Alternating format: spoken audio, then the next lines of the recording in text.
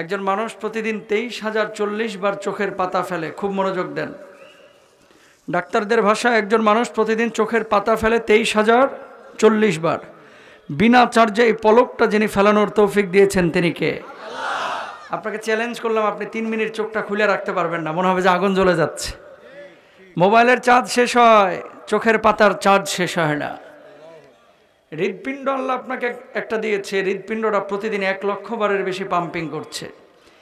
যেদিন আপনার হৃদপিণ্ডের স্পন্দন বন্ধ হয়ে যাবে, আপনার নামের শুরুতে মরহুম বসে যাবে, মানুষ আপনাকে লাশ বলবে, লাশ। ঠিক কিনা? পেটের মধ্যে গরুর গোশত, ডিম, দুধ, এর মধ্যে আবার রসগোল্লা, চমচম, দই ঠাইসা ঢুকাই দিচ্ছেন। হজম কেমনে হয় একটাবারও আমরা চিন্তা করি না। এই পেটটার মধ্যে আল্লাহ তাআলা প্রতিদিন 2 লিটার অ্যাসিড উৎপাদন করেন, যে অ্যাসিডগুলো আপনার খাবারটাকে হজম করে। সুবহানাল্লাহ বলেন। আল্লাহরে চিনে নেন, তারপরে তাফসিরে ঢুকি, তাহলে মজা লাগবে। আরেকটা বিষয় তথ্য দেই। একজন মানুষ প্রতিদিন অক্সিজেন গ্রহণ করে 1.4 কিউবিক মিটার, যেটার বর্তমান বাজার মূল্য হসপিটালের তথ্য অনুযায়ী প্রতিদিন যদি হসপিটাল থেকে এই পরিমাণ অক্সিজেন কেনা লাগতো, তাহলে 24,000 টাকা হসপিটালকে পে করা লাগতো, টাকা দেওয়া লাগতো। তার মানে 1 মাসে আল্লাহর কাছ থেকে শুধু ফ্রি অক্সিজেন আপনি নিয়েছেন 7,20,000 টাকার। আমার কিউরিসিটি জন্মালো, তাহলে 60 বছর একটা মানুষকে যদি আল্লাহ হায়াত দেয়, কি পরিমাণ ফ্রি অক্সিজেন আল্লাহর থেকে নিয়েছে।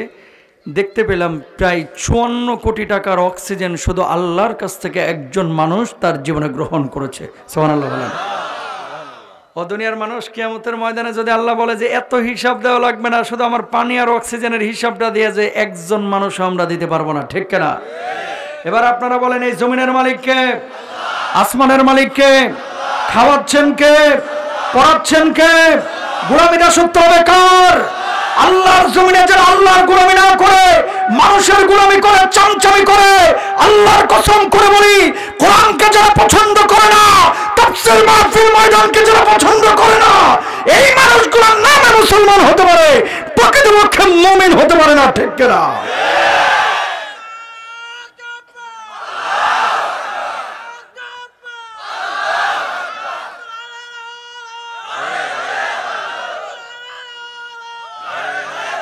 প্রিয় ভাইরা আমার, ঠিক এই মুহূর্তে আসমান থেকে কিছু ফেরেশতা নেমে আপনাদের উপরে রহমতের ডানাগুলো বিছিয়ে দিয়েছে। গায়ে ঠান্ডা লাগতেছে, জিহ্বায় তো ঠান্ডা লাগে না, জিহ্বাটার একটু চালান, সওয়াব হবে। সুবহানাল্লাহ বললে সওয়াব হয় না গুনাহ হয়? জোরে কোন সুবহানাল্লাহ। যেন সুবহানাল্লাহ কইতে কাঠ খরচ হইতেছে। এই মুহূর্তে ফেরেশতারা নেমে রহমতের ডানাগুলো বিছিয়ে দিয়েছে। আল্লাহ জিজ্ঞেস করতেছে, কিরে ফেরেশতা, ওই ফেরেশতা, এখানে যে ডানাগুলো বিছিয়ে দিয়েছি সেটা কি করে? এবার ফেরেশতারা বলে, আল্লাহ, এই মানুষগুলো আপনার কোরআনের কথা শোনার জন্য, আপনার নবীর সুন্নাহের কথা শোনার জন্য পঙ্গপালের মতো, মৌমাছির মতো মধু আহরণের জন্য কোরআনের বাগানে, জান্নাতি বাগানে এসেছে। আমার আল্লাহ রাব্বুল আলামিন বলেন, এই মানুষগুলো কোনোদিন কি আল্লাহ রাব্বুল আলামিনকে দেখেছে? আল্লাহ না না না, কোনোদিন আপনারা দেখে নাই। আপনারা না দেখে আপনার প্রতি ঈমান এনে কোরআনের আকর্ষণে এসেছে। আল্লাহ রাব্বুল আলামিন এবার বলেন, এই মানুষগুলো মূলত কি চাই? ফেরেশতারা তখন বলে, আল্লাহ, এই মানুষগুলো আপনার কাছে জান্নাত চায়। ও আল্লাহ, এই মানুষগুলো আপনার কাছে জাহান্নামের আযাব থেকে মুক্তি চায়। আল্লাহ রাব্বুল আলামিন তখন বলেন, ফেরেশতারা রে, তোরা সাক্ষী থাক, তোরা সাক্ষী থাক। আরামের ঘুমকে হারাম করে, কাঁথা কম্বল বর্জন করে, খড়খোটার উপরে যে মানুষগুলো বসে বসে আমার কোরআনের কথা শুনলো, আমি আল্লাহ রাব্বুল আলামিন ওই মানুষগুলোর জীবনের গুনাহ খাতাগুলি মাফ করে দিলাম। ক্ষমার মধ্যে, মাফের মধ্যে শেষ পর্যন্ত থাকবেন তো ইনশাল্লাহ? বুকে সাহস থাকলে কে কে আছেন 1-1.5 ঘন্টা হাতটা তুলে দেখান দেখি। লিল্লাহি তাকবীর, লিল্লাহি তাকবীর, লিল্লাহি তাকবীর। আল্লাহ কবুল করুন, বলুন আমিন। একটা সূরা তেলাওয়াত করেছি। তাফসীর মাহফিলগুলোকে শুধু হাসি কান্না মঞ্চ মনে করবেন না, একটা ক্লাস মনে করবেন ইনশাল্লাহ। বলেন, সূরা আল বাকারার 245 নম্বর আয়াত তেলাওয়াত করেছি। পেছনের মানুষ, সামনের মানুষ বলবেন না। পেছনের মানুষ বলেন তো কোন সূরা বললাম? মাশাআল্লাহ, চাঙ্গা আছে। আপনারা বলেন তো কোন সূরা? এই পাশের মানুষগুলো বলেন, কয় নাম্বার আয়াত বলছি? 245। বলেন 245। আসেন তাফসিরে ঢুকলাম। দুনিয়ার জিন্দগিতে আপনি যখন বিপদে পড়েন মানুষের কাছে হাত পাতেন, ভাই 10,000 টাকা দেন, আগামী রোববার আসরে পরে দিয়ে দেবো। ভাই বিপদে পড়ে গেছি, ছেলেটা মেয়ে পাবনা মেডিকেলে ভর্তি করব, 5,000 টাকা দেন ভাই 7 দিনের জন্য, 7 দিন এরপরে দেরি হবে না, টাকাটা আপনাকে বুঝিয়ে দেব। এমন কিছু মানুষ আছে আপনার কাছে খাবার চায়, এমন কিছু মানুষ আছে আপনার কাছে পোশাক চায়, এমন কিছু মানুষ আছে আপনার সহানুভূতি চায়, রাস্তাঘাট চায়। আল্লাহ রাব্বুল আলামিন আপনার কাছে কিছু চাচ্ছেন। অনেক মানুষ দুনিয়ার জিন্দগিতে পাবেন যে মানুষগুলো বলে, হুজুর বাপমার জন্য কলিজা কেটে দিতে রাজি আছি, জীবন দিয়ে দিব, তাও বাপমার মনে কষ্ট দেব না। আছে না নাই? আল্লাহ রাব্বুল আলামিনকে দুনিয়ার মানুষ অনেকে যারা প্রকৃত মুমিন বাপমার চাইতে অনেক বেশি ভালোবাসে। আল্লাহ যদি আপনার কাছে কোনো জিনিস চায় যে বান্দা আমার এটা দে না, দিবেন কি দিবেন না? এটা মৌখিকভাবে অনেকে বলছে দিব, কিন্তু যখন কাজের সময় হবে তখন এটা বুঝ দিবে যে এটা মোল্লা মুন্সির কাজ, এটা আমার, এর মধ্যে আমি নাই। কথা বলেন না কেন? ছোট্ট উদাহরণ দিই, ফিনল্যান্ডে যখন কোরআনে আগুন দেয়, সুইডেনে যখন কোরআনে আগুন দেয়, নবীকে কটাক্ষ করা হয়, কিছু হুজুর মিছিল করে প্রতিবাদ করে, আর কিছু চাচা আছে মসজিদের কোনায় বসে বসে তসবি টিপে। কথা বলেন ঠিক কিনা? যদি বলা হয় ওখানে কোরআনে আগুন দিল, আপনি কেন নামেন না, প্রতিবাদ করেন না? অমনি জবাব দেয়, এটা হুজুরদের কাজ, প্রতিবাদ করা আমার কাজ না। জানতে হবে কাকা মিয়া, অন্তরে তোমার যদি আগুন না জ্বলে তোমার মধ্যে মুনাফিকি আছে। ঠিক কিনা? যখন যেভাবে প্রয়োজন সেভাবে আপনাকে মেলে ধরতে হবে। কার সামনে? আল্লাহর সামনে। আল্লাহ এই কথাই বলতেছে। কি দেখেন, রাব্বুল আলামিন বলছেন, মাদাল্লাযী ইউকরিদুল্লাহ করদান হাসানান ফায়ুদাইফাহু লাহু আদআফান কাসীরা আল্লাহু ইয়াকবিদু ওয়া ইয়াবসুতু ওয়া ইলাইহি তুরজাউন।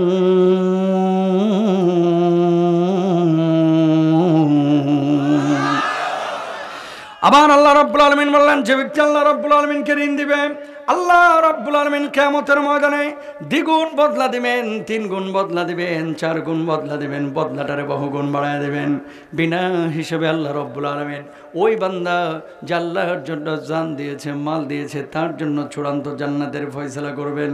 আয়াতটা যখন নাজিল হইল, আল্লাহর নবী সাল্লাল্লাহু আলাইহি ওয়াসাল্লামের সামনে সাহাবীরা দাঁড়ানো, ইয়া রাসূলুল্লাহ, আল্লাহ রাব্বুল আলামিন দুনিয়া বানিয়েছেন, আসমান বানিয়েছেন, জমিন বানিয়েছেন, কিন্তু আল্লাহ রাব্বুল আলামিন আমাদের কাছে ঋণ চাইলেন, এর মানে তো বুঝলাম না। আল্লাহর নবী সাল্লাল্লাহু আলাইহি ওয়াসাল্লাম জবাব দিলেন, সাহাবীরা রে, আল্লাহর জন্য যেখানে জানের প্রয়োজন সেখানে জান দিবি, যেখানে মালের প্রয়োজন সেখানে মাল দেবে, যেখানে রক্ত দেওয়ার প্রয়োজন সেখানে রক্ত দেবে। আল্লাহর জন্য যে ব্যক্তি জান আর মালকে ভাবে আল্লাহর সন্তুষ্টির জন্য প্রস্তুত রেখেছে, আল্লাহ রাব্বুল আলামিন ওই ব্যক্তিকে কিয়ামতের ময়দানে চূড়ান্ত জান্নাতের ফয়সালার অঙ্গীকার করে দিয়েছে। ইবনে কাসির রাহিমাহুল্লাহ চমৎকার করে তাফসীরের মধ্যে উল্লেখ করছেন, কিয়ামতের ময়দানে এক শ্রেণীর মানুষকে আল্লাহ রাব্বুল আলামিন বিচারিক আদালতে দাঁড় করাবেন। মানুষগুলো খুব চিন্তিত হয়ে পড়বে, কি হবে আজকে আমাদের কপালে। আল্লাহ রাব্বুল আলামিন এবার মানুষগুলোকে বলবে, গোলাম, এই যে দরজাগুলো দেখছি সেই দরজাগুলো কিসের দরজা? মানুষগুলো তখন বলবে, আল্লাহ, এই দরজাগুলো তো জান্নাতের দরজা। আল্লাহ রাব্বুল আলামিন তখন বলবে, গোলাম, জান্নাতের মধ্যে কে যাইতে তোর মন চাই? জান্নাতের মধ্যে কে যাইতে তোর মন চাই? মানুষগুলো তখন বলবে, আল্লাহ, জান্নাতের মধ্যে কার না যাইতে মন চায়? আমাদেরও তো মন চাই। আল্লাহ রাব্বুল আলামিন তখন বলবে, গোলাম, যা যা, আমি আল্লাহ রাব্বুল আলামিন তোদের জন্য আজকে জান্নাতের ফয়সালা করে দিলাম। বলুন সুবহানাল্লাহ। মানুষগুলো অবাক হয়ে যাবে, বলবে, আল্লাহ, দুনিয়ার জিন্দগিতে কেমন কাজ করেছিলাম, আল্লাহ যেই কাজের বদলা হিসেবে আজকে এভাবে জান্নাতের ফয়সালা করলেন। আল্লাহ রাব্বুল আলামিন তখন বলবে, দুনিয়ার জিন্দগিতে তুই আমার বিনা সুদে ঋণ দিয়েছিলি, দুনিয়ার জিন্দগিতে তুই আমার জন্য রাস্তা বানাইছিলি, দুনিয়ার জিন্দগিতে তুই আমার জন্য খাবারের ব্যবস্থা করেছিলি, তুই আমার জন্য টাকা পয়সার ব্যবস্থা করেছিলি, আমার জন্য ঘর নির্মাণ করেছিলে, আমার জন্য বুকের রক্ত ঢেলে দিয়েছিলে, তার বদলা হিসাবে আমি আল্লাহ রব্বুল আলামিন আজকে জান্নাতের ফয়সালা করলাম। এবার মানুষগুলো বলবে, আল্লাহ আপনি কিন্তু কোনোদিন আপনারা দেখি নাই, কেমনে আপনারা খাবার দিলাম, কিভাবে আপনার জন্য রাস্তা নির্মাণ করলাম, কিভাবে আপনার জন্য হাঁটা চলাচলের রাস্তা বানাইলাম, কিভাবে ঘর বানাইলাম। আল্লাহ রব্বুল আলামিন তখন বলবে, ও গোলাম, তোর বাড়ির পাশে যে মানুষটা অভুক্ত ছিল তার মুখে যে খাবার দিয়েছিস, হাঁটার রাস্তা ছিল না হাঁটার রাস্তা বানিয়ে দিয়েছিস, মসজিদ ছিল না মসজিদ নির্মাণ করে দিয়েছিস, যে মানুষটার মেয়ের বিয়ে হতো না তার বিয়ের ব্যবস্থা করে দিয়েছিস, ওই মাখলুকের প্রতি ihsan আমি আল্লাহ রব্বুল আলামিন নিজের জন্য মকবুল করেছি, গ্রহণ করেছি, আর তার বদলা হিসেবে তোদের জন্য ঋণ স্বরূপ এই জান্নাতের ফয়সালা করে দিয়েছি। এলাকার মধ্যে অনেক হাজী সাহেব পাবেন, হজ করেছে 3 বার, উমরা করেছে 5 বার, রমজান মাসে ইতিকাফ করছে, সামনের কাতারে নামাজ পড়তে পড়তে কপালে 6 ইঞ্চি কালো দাগ পড়ে গেছে। যদি বলা হয় কাকা 1.5 হাত জায়গায় একটু বাড়ির পাশ থেকে ছাড়িয়ে দেন, 20,000 মানুষ হাঁটা চলাচল করতে পারে, কাকা বিশ্বাস করেন বিনা সুদে গায়ের জ্বরটাও পর্যন্ত ছাড়তে রাজি না। আছে না নয়? হুজুর এতক্ষণ ছিলেন লাইনে, এখন বাড়াবাতে সাইড হেলেন না তো মিয়া? আনছি ঢাকা থেকে, এখন বাড়াবাতে সাইড হালা শুরু করছেন না? এই কথা কন। এমন কিছু মানুষ আছে বিনা সুদে, যদি বলে কাকা 3,000 টাকা দেন না, রোববার আসরের আগে দিয়ে দিব, দূর বেটা টাকা টাকা করো, খালি টাকা টাকা, টাকা নাই সর। যেমনি বলবেন কাকা রোববারে দিব 3300, কয় দূর বোকা, টাকা কি পকেটে থাকে, চল বাড়ি চল। কথা কয় না। যখন বলতেছেন কাকা 3,000 টাকা দেন, খালি টাকা টাকা করো, দেখা হইলে তোর কি আর কোনো সাবজেক্ট নাই? একবারে সেইতে ফায়ার মনে হচ্ছে নিভানোর লাগে, এখন ফায়ার সার্ভিসের টাকা এখনই আনা লাগবে। যেমনি বলা হচ্ছে কাকা ফিরি ফিরি চাই নাই, দিব 3300 রোববারে, 3 দিনে 300 মায়েরই। কাকা কয় দূর বোকা, টাকা কি পকেটে আছে, চল বাড়িতে। বাড়িতে যে 3,000 দিছে, কয় আর লাগবো নি, কয় কাকা এখন কোত্থেকে নাজিল হইতেছে, কয় তো চাষির আছে না? ও না সরি আমার ভুল হয়েছে, আমার ক্ষমা করে দেন। ওই এখানে কেউ সুদ টুদ খায় না, ইন্টারেস্ট লয়। কথা কয় না। হুজুর ঘুষ টুস নেই না, বকশিস লো কি লয় আছে না? সুদকে ইন্টারেস্ট বললে সুদ জায়েজ হবে না, ঘুষকে বকশিস বললে ঘুষ জায়েজ হবে না, ঠিক কিনা? ওয়াহাল্লাল্লাহুল বাই'a ওয়া হারামার রিবা, আল্লাহ ব্যবসাকে হালাল করেছে আর সুদকে করেছে কি?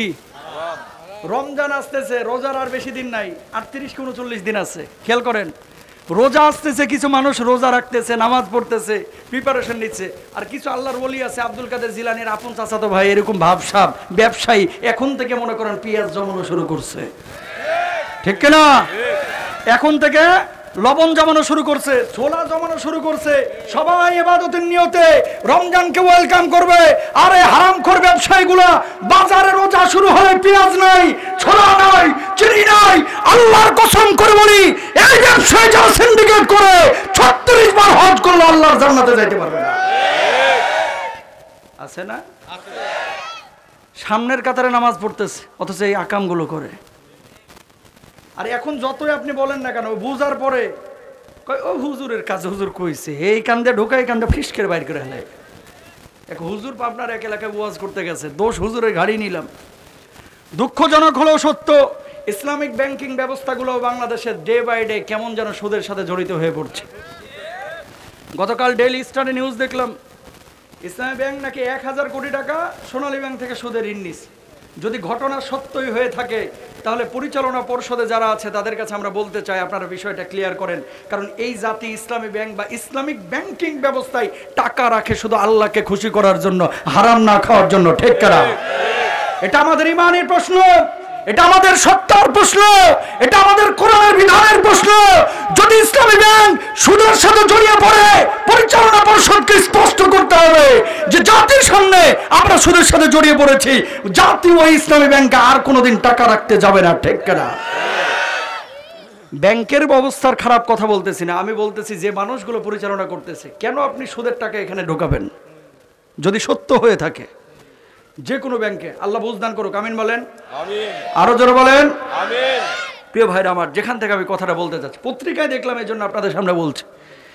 আল্লাহ তাআলা আপনাকে একটা বিধান দিয়েছে, কমপ্লিট কোড অফ লাইফ ইসলাম। কোরআনুল কারীমের ৬৬৬৬টা আয়াতের একটা আয়াতও কেউ যদি বলে যে না আমি এটা মানতে পারবো না, ওর ঈমান থাকবে না কাফের হয়ে যাবে, কোনো সন্দেহ নাই। এখনকার মানুষকে যতই আপনি হালাল হারাম বোঝান না কেন, ও ঘুরায় ওডারে জায়েজ করবে। আপনার এলাকার কথা বলতেছি না, এই বাংলাদেশে আল্লাহর নবী কি বলছেন, কিয়ামতের আগে এমন কিছু মুসল্লি তৈরি হবে, মসজিদ তৈরি হবে যেখানে মুসল্লি ভরপুর হয়ে যাবে, কিন্তু প্রকৃত ঈমানদার পাওয়া যাবে না। এই জামানা চলছে সেই জামানা।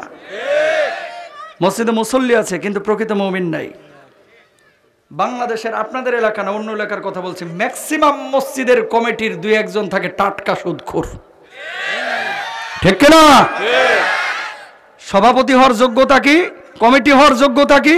কয় সিমেন্ট দিছিল 200 বস্তা, এটাই যোগ্যতা। ফজরের নামাজে বিশ্বাস করেন 4.5 বছর ধরে হারে পাওয়া যায় না, ঠিক কিনা?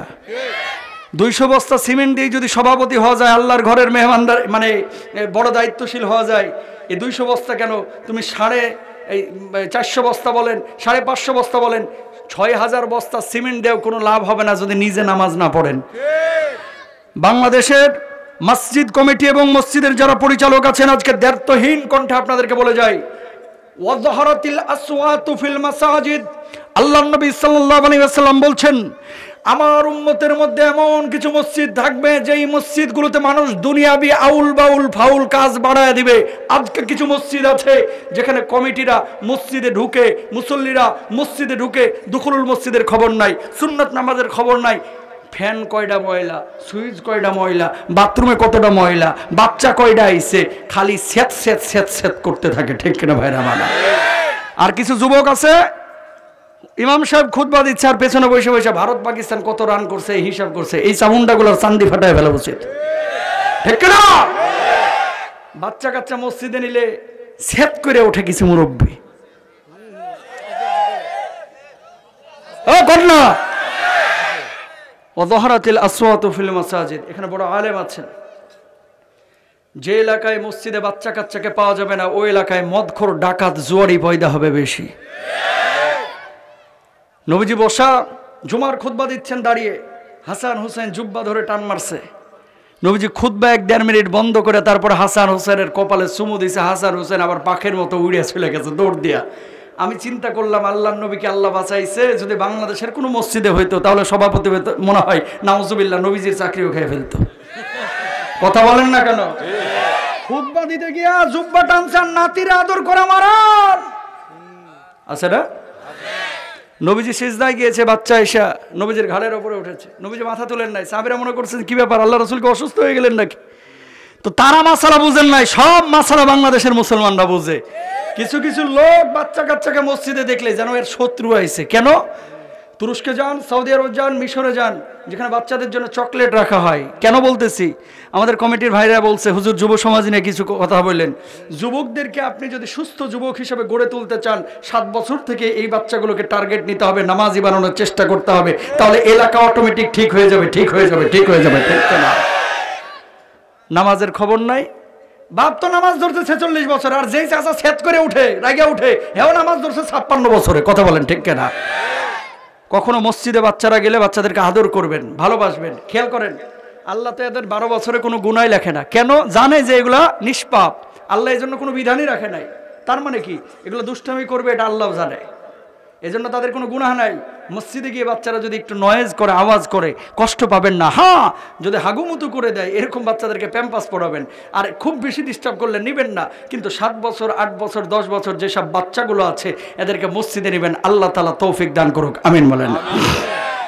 যেখান থেকে কথাটা বললাম, আল্লাহকে বাংলার জমিনে কিছু মানুষ ঋণ দেয় জান দিয়া, কিছু মানুষ ঋণ দেয় মাল দিয়া। কোথা থেকে আসলো? বিনা সুদে কিছু মানুষ গায়ের জড়ো দিতে চায় না। সুদকে ইন্টারেস্ট বললেই জায়েজ হয়ে যায় না।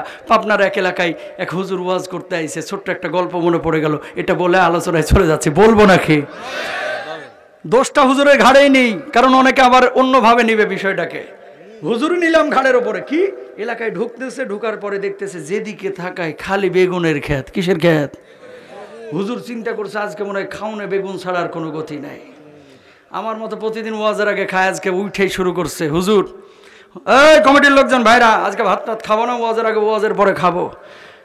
টার্গেট হুজুরের যে যেহেতু এলাকায় এত বেগুনের ক্ষেত দেখছি, মনে হয় খাওনে বেগুন ছাড়ার কোনো গতি নাই।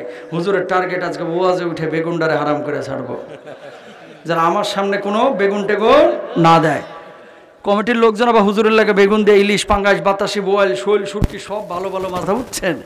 ওয়াজে উঠে হুজুর শুরু করছে, মাসালার কিতাবে আছে 40 পাতার তলে জাহান্নামের প্রথম খাবার বেগুন হবে হবে।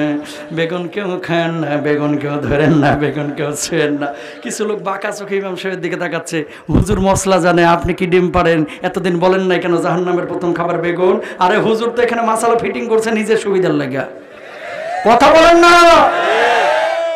কতক্ষণ পরে 12:30টায় ওয়াজ শেষ, সভাপতি সাহেবের বাড়িতে যায়, ভাত আর আসে না। কি গো, ভাতটা দিবেন না? হুজুর বসেন, বউ ডিম বাজতে গেছে। কয় কারণটা কি? 12:30টায় ডিম বাজার মানেটা কি?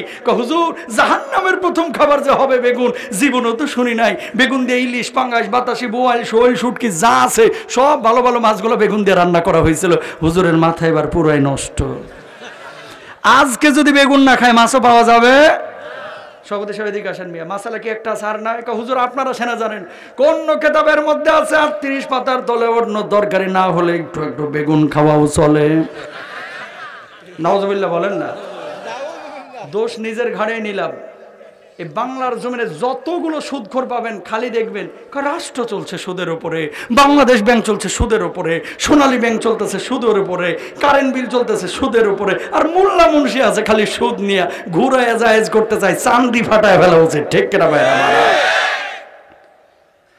গল্পটার সাথে মিল আছে না? যতই বলেন না কেন ভূমি অফিসে অনেক লোক আছে নামাজ পড়ে কপালে দাগ, অথচ নিজে ঘুষ নেয় না, পিএসরে দাঁড় করায় রাখে। কয় স্যার এগুলো স্যার এগুলো হাতটা দেয় না, ওই বকশিসটা আপনি নিচে রেখে যান, স্যারের মন চাইলে নেবেন, না হলে নেবেন। স্যার হাতে নেয় না। কথা বুঝছেন?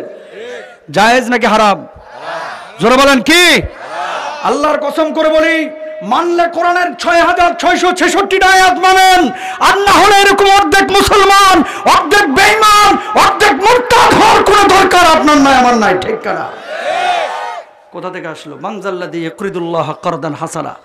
বিনা সুদে মানুষকে টাকা দেওয়ার চেষ্টা করবেন, কি হবে? আল্লাহর নবী বলছেন, আমার উম্মতের কোনো মানুষ যদি আরেকজন উম্মতের কোনো ভাইকে সহযোগিতার জন্য 1000 টাকা বিনা সুদে ঋণ দিল, 10 দিন সুযোগ দিয়েছে, 10 দিন পরে সে টাকাটা পরিশোধ করবে।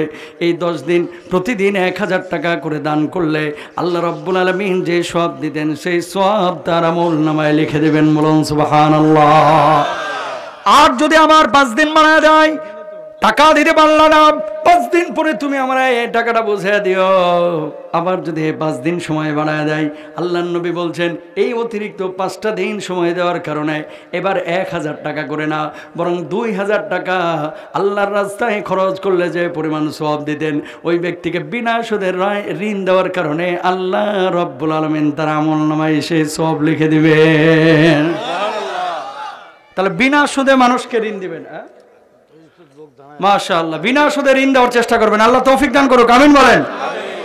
একটু সবাই চাপে চাপে বসেন, কারণ অনেক ভাইরা দাঁড়ায় আছে, একটু সামনের দিকে আগান। লা ইলাহা ইল্লাল্লাহ, উঠবেন না, চাপে চাপে আগান, একটু আগান ভাই। আজকে অত কিন্তু ঠান্ডা নাই, অত গরমও নয়, একটু মেহরবানি করে আগান প্লিজ, একটু আগান। 1 ঘন্টায় তো কি হয়েছে, একটু কষ্ট করলে আগান। লা ইলাহা ইল্লাল্লাহ।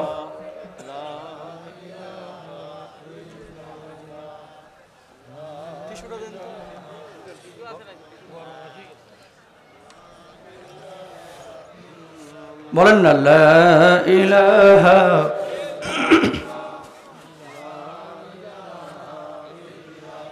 লা ইলাহা ইল্লাল্লাহু মুহাম্মাদুর রাসূলুল্লাহ। আয়াত নিয়ে কথা চলছিল সূরা আল বাকারার 245। আয়াতটা নাজিল হইল যখন আবু বকর দাঁড়ানো, সাহাবীরা বুঝে গেছেন যে আল্লাহর জন্য জান দেওয়া, আল্লাহর জন্য মাল দেওয়া। আবু বকর রাদিয়াল্লাহু তাআলা আনহু দাঁড়ানো, কোণা থেকে ইহুদি বারবার আবু বকরকে বলছে, আবু বকর তোমার আল্লাহর দৌড় কদ্দুর আমরা বুঝে গেছি। কয় কি বুঝছিস? কয় তোমার আল্লাহ রব্বুল আলামিন যে আমাদের কাছে ঋণ চাইছে, মানদাল্লাযী ইউকরিদুল্লাহ কারদান হাসানা। তার মানে আবু বকর তোমার আল্লাহ একটা ফকির, তোমার আল্লাহ একটা মিসকিন। নাউজুবিল্লাহ বলেন। আবু বকর বললেন, ইহুদি আয়াতের অপব্যাখ্যা করবি না, আয়াতের অর্থ বুঝিস নাই, এটা তোর দুর্বলতা। আমার আল্লাহ ফকির না, আমার আল্লাহ মিসকিন না। খবরদার আর একটা বার আমার আল্লাহরে ফকির মিসকিন বলবি না। আমার গালি দিয়ে আমি কিচ্ছু বলবো না, আমার বাপ মানে গালি দিয়ে আমি কিচ্ছু বলবো না, কিন্তু আল্লাহর কসম আমার একবার আমার সামনে আমার আল্লাহকে আয়াতের অপব্যাখ্যা করে ফকির মিসকিন বলবে, আমি আবু বকর হাত গুটায় বসে থাকবো না। বলুন আল্লাহু আকবার। এলাকাতেও কিছু লোক পাবেন ইসলাম বোঝে না, ধর্ম বোঝে না, সুন্নাহ বোঝে না। আগে নামাজ পড়তো না, এখন কিছু ছেলেপেলে যুবক নামাজ ধরছে, এটারও অনেকে আছে বাঁকা চোখে দেখে, কি রে কি জিএমবি টিএমবিতে যোগ দিছে নাকি? কথা বলেন ঠিক না? আগে দাঁড়িয়ে রাখতো না, এখন দাঁড়িয়ে রাখা শুরু করছে। হের মতি গতি তো ভালো দেখতেছে না, কি হেফাজত টেফাজত হইল নাকি? আছে না নাই? টুপি পরা শুরু করছে, টাকনুর উপরে আগে কাপড় পরতো না, এখন পরা শুরু করছে। এর মতি গতি তো ভালো দেখতেছি না। কিছু চাচা বসে আর কিছু যুবকও আছে এরকমের মধ্যে। দোকানে বসে একজন হয় গীবত কমিটির সভাপতি। কি কমিটির সভাপতি? গীবত কমিটির সভাপতি। এই তাল মারে মারে কথাগুলো বলে, তুচ্ছতাচ্ছিল্য করে। এই দাড়িটা কিন্তু আমরা রেখেছি নবীজিকে খুশি করার জন্য, আল্লাহকে খুশি করার জন্য, ঠিক কিনা? সুতরাং এই টুপি নবীর সুন্নাহ, এই দাড়ি নবীর সুন্নাহ, এই জুব্বা কিন্তু নবীর সুন্নাহর জন্যই আমরা পড়েছি। কেউ যদি বলে দাড়িটা জঙ্গির দাড়ি, টুপিটা জঙ্গির টুপি, হাজার বার আমরা এই জঙ্গি হতে রাজি আছি। আল্লাহর কসম এই সুন্নাহ আমরা ছাড়তে রাজি নাই, ঠিক কিনা?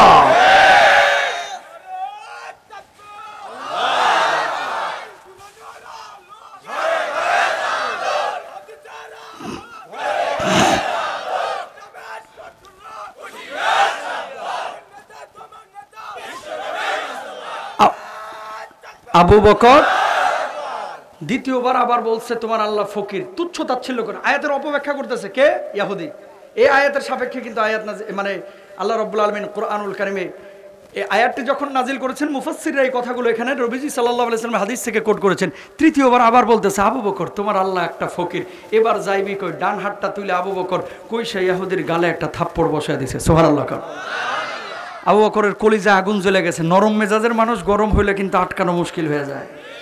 এলাকাতেও যেগুলো দেখবেন খুব নরম, এগুলো রাগে না, রাগলে কিন্তু আবার এগুলোরে রুখা মুশকিল হয়ে যায়, ঠিক না?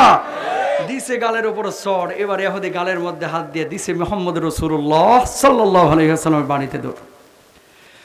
আল্লাহর নবী সাল্লাল্লাহু আলাইহি ওয়াসাল্লামের কাছে গেলেন, যাওয়ার পরে বললেন, ওগো মুহাম্মদ সাল্লাল্লাহু আলাইহি ওয়াসাল্লাম কি শেখান আপনি সাহাবীদেরকে? কি শেখান? কয় কি হয়েছে? কয় আপনার সাহাবীরা তো ইহুদি ধরে ধরে মারে। কয় কে মারছে? আপনার আবু বকর মারছে। আল্লাহর নবী বললেন আমি বিশ্বাস করি না, আমি বিশ্বাস করি না। তুই যদি ওমরের ব্যাপারে বলতিস, তুই যদি আলীর ব্যাপারে বলতিস, তুই যদি ওসমানের ব্যাপারে বলতিস, আমি বিশ্বাস করতাম। আমার আবু বকর নরম মেজাজের মানুষ, অন্যায়ভাবে কাউরে মারতে পারে না। আজকে থেকে চিনি না, বহু আগে থেকে আমি আমার আবু বকরকে চিনি। বলুন আল্লাহু আকবার। ডাকেন ডাকেন আপনার আবু বকরকে। আল্লাহর নবী বললেন আবু বকর কি শুনলাম তুমি নাকি ইহুদির অন্যায়ভাবে মারছো। আবু বকর বললেন ওগো নবীজি মান দাল্লাযী ইউকরিদুল্লাহ কারদান হাসানা, আয়াত যে আল্লাহ নাজিল করেছেন আমাদের কাছে জানমালের ঋণ চাইছেন। ইহুদি একবার না, দুইবার না, তিনবার আমার আল্লাহরে ফকির মিসকিন বলে গালি দিয়েছে। ওগো নবীজি ও যদি আমারে গালি দিত আমি কিচ্ছু বলতাম না, আমার বাপ মারে গালি দিলেও আমি কিচ্ছু বলতাম না, কিন্তু আমার সামনে আমার আল্লাহকে আমার নবীকে কটাক্ষ করবে, আমি আবু বকর প্রতিবাদ না করে বসে থাকতে পারি না। বলুন আল্লাহু আকবার। আল্লাহর নবী বললেন সত্যি কি গালি দিয়েছে? কই ইয়া রাসূলুল্লাহ সত্যিই গালি দিয়েছে। এবার আল্লাহর নবী ইহুদিকে বললেন কিরে তুই আমার আল্লাহরে ফকির মিসকিন বলে নাকি গালি দিয়েছিস? ইহুদি বলছে না আপনার আবু বকর মিথ্যা কথা বলছে। আল্লাহর নবী সাল্লাল্লাহু আলাইহি ওয়াসাল্লাম বললেন আবু বকর কি শুনলাম তুমি নাকি মিথ্যা কথা বলছো? আল্লাহর নবীকে এবার আবু বকর জবাব দিলেন ওগো নবীজি ঈমান আনার পর থেকে আবু বকরের জবান দিয়ে কোনোদিন মিথ্যা কথা বাইর হয় নাই, আমি সত্য কথা বলছি, ওই বদমাইশ মিথ্যা কথা বলছে। আল্লাহর নবী বললেন কিরে ইহুদি তুই নাকি মিথ্যা কথা বলছিস? কয় না আবু বকর মিথ্যা কথা বলছে।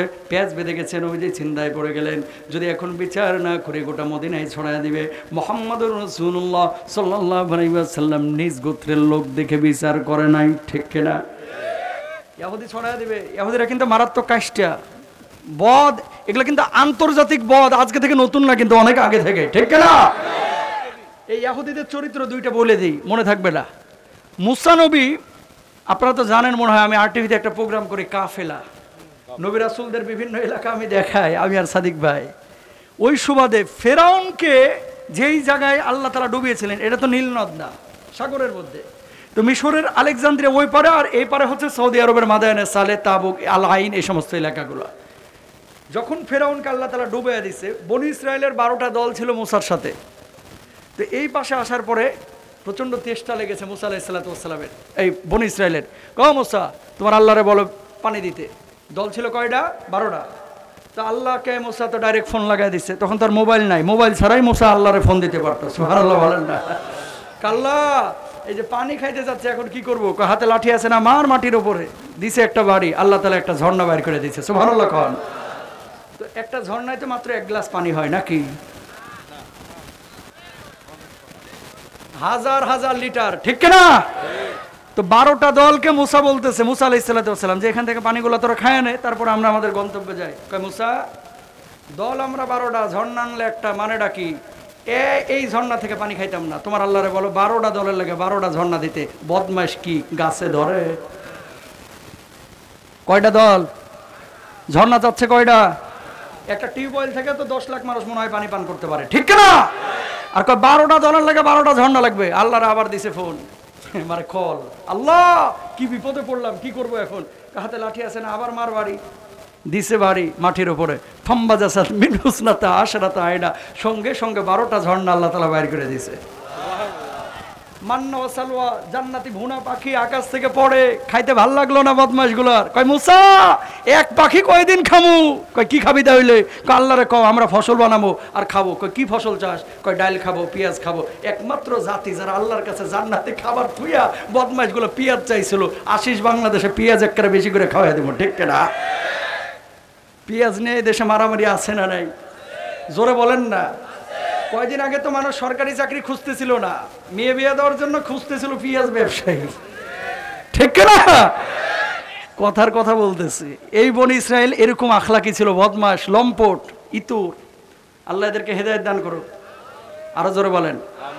তো ইহুদি স্বীকার করতেছে না যে আবু বকর মিথ্যা বলতেছে, এই কথা বারবার বলতেছে। আবু বকর যে সত্য বলতেছে এটা স্বীকার করতেছে না। ও বলতেছে আমি আল্লাহরে গালি দিই নাই। নবীজি চিন্তা করলেন যে না, বিচার তো আমারে করতে হবে। এই ইহুদি এদিকে আয়। যাই হোক, আবু বকর তোরে মারছে, মানলাম, তুই আল্লাহর গালি দিস নাই, তাহলে আবু বকরের অন্যায় হয়েছে। আমি তোর আদেশ করতেছি, যেভাবে আবু বকর একটা মারছে তুই একটা থাপ্পড় বসায় দে। এই কথা যেমনি বলছে ইহুদি রেডি হচ্ছে, আবু বকর আজকে তোর একদিন কে আমার একদিন। মাইটটা কি হবে, কত টন ওজনের হবে বুঝতেই তো পারতেছেন। কারে মারবে? আবু বকর।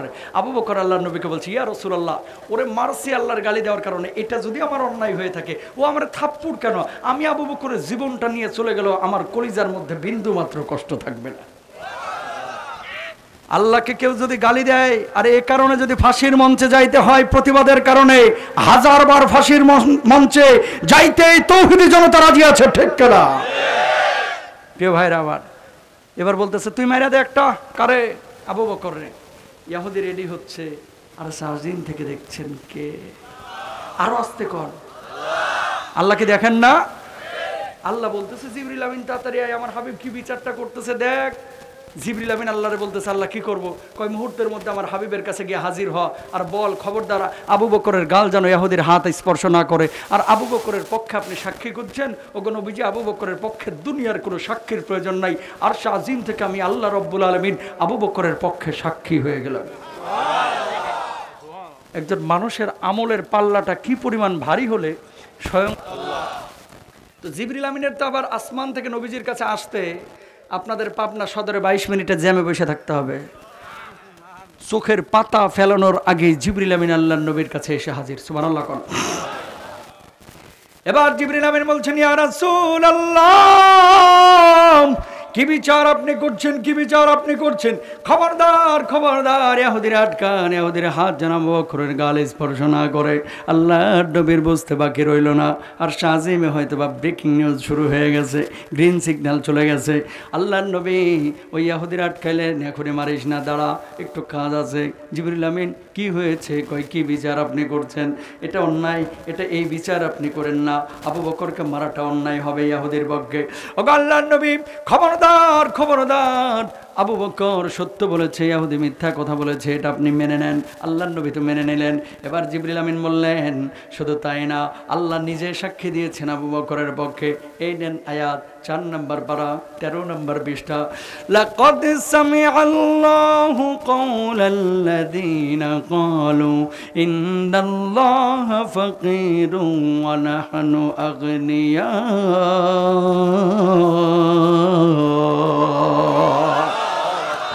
আল্লাহ রাব্বুল আলামিন তার কথা শুনেছেন যে আমার আল্লাহকে ফকির বলেছে, যে আমার আল্লাহকে মিসকিন বলেছে। আমার আল্লাহ ফকির না, আমার আল্লাহ মিসকিন না। যারা আমার আল্লাহকে ফকির মিসকিন বলে, এই মানুষগুলো কুল কায়নাতের সব চাইতে বড় বড় ফকির মিসকিন, ঠিক কিনা?